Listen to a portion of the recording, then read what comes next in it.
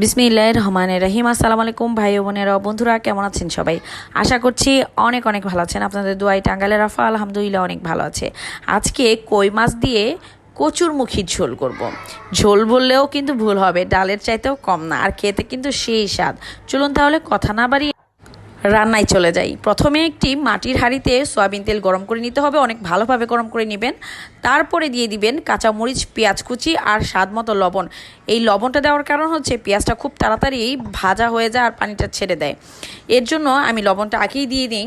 এরপরে দিয়ে দিব আদা বাটা, রসুন বাটা, আর দিয়ে দিব জিরা বাটা। সবই খুব অল্প পরিসরে, কারণ আমার কাছে মনে হয় মশলা যদি বেশি হয় তরকারিতে, সেই তরকারিটা খেতে বেশি ভালো লাগে না।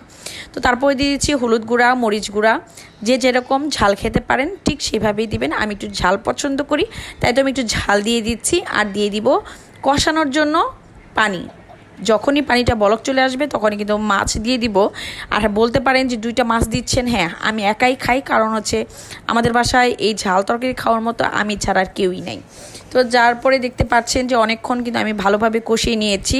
কষানো হয়ে গেলে মাছগুলো উঠিয়ে নিচ্ছি। আর খুব ভালোভাবে মাছগুলো কষিয়ে নিতে হবে। কষিয়ে নিলে দেখা যাবে যে মাছের ভিতরে মানে খুব ভালোভাবে মশলাটা ঢুকে গিয়েছে। মশলা ভালোভাবে না ঢুকলে সেটা কিন্তু খাওয়া যায় না। তারপরে মাছটা যখনই উঠিয়ে নেওয়া হয়ে গেছিলো তখন কিন্তু আমি কচুর মুখিগুলো মানে যে কচুর মুখিগুলো আমি খুব ভালোভাবে খোসা সহই সিদ্ধ করে এবং কি খোসা ছাড়িয়ে নিয়েছি। এরপরে এই কচুর মুখিগুলো খুব ভালোভাবে কষিয়ে নিতে হবে 4 থেকে 5 মিনিট। তারপর যখন কষানো হয়ে যাবে তখন কিন্তু দিয়ে দিচ্ছি অনেকটুক পানি, প্রায় 1.5 থেকে 2 কাপ পানির মতো। তারপরে কিছু মানে আমার যে কষানো মাছগুলো ছিল সেটাও দিয়ে দিয়েছি। প্রায় 4 থেকে 5 মিনিট এটা খুব ভালোভাবে হাই আঁচে জাল দিয়ে নেবেন। বলকটা উঠে আসলে কিন্তু ধনিয়া পাতা দিয়ে নামিয়ে নেবেন।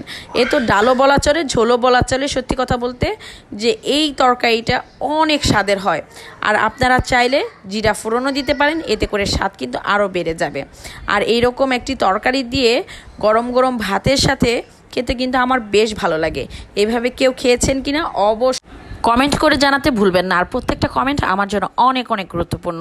যাই হোক, দুপুরবেলা হয়ে গেছে আর খিদা কিন্তু প্রচুর লাগছে, এখন খেতে বসে যাব। যাই হোক, ভালো থাকুন, সুস্থ থাকুন, আল্লাহ হাফেজ।